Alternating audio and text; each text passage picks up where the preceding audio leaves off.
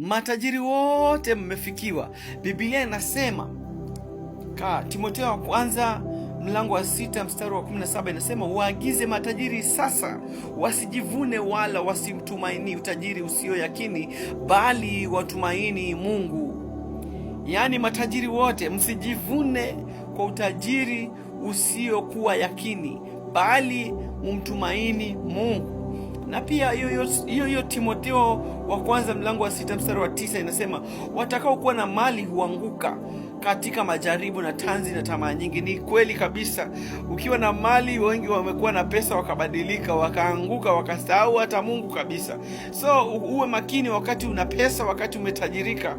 Uwe makini kwa sababu ukiwa na mali nyingi kuna uwezekano wa kuanguka katika majaribu na tamaa na tanzi na tamaa nyingi. Unaweza anguka sana kwa majaribu kwa sababu pesa zimeingia. Pia tukisoma Mithali 23 mlango wa 4 inasema, usijitaabishe ili kupata utajiri.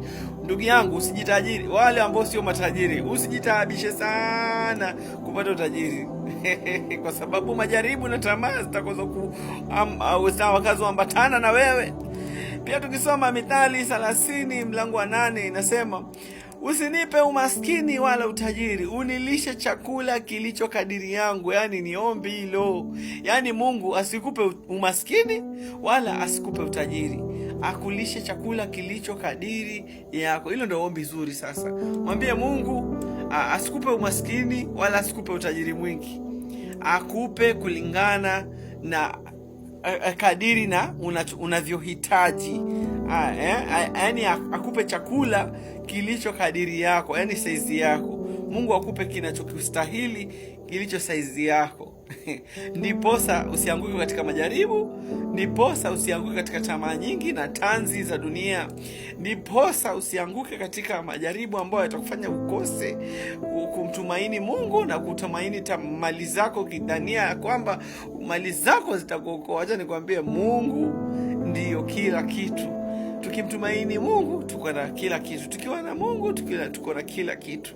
Pesa ni nzuri, lakini pesa bila Mungu nakwambia ni kazi bure. Ya nini upate ulimwengu wote kisha upoteze nafsi yako? Ya nini? Mwambie tu Mungu akupe utajiri saizi yako, asikupe umaskini wala asikupe utajiri mwingi, akulishe kadiri ya unavyohitaji. Mungu akubariki.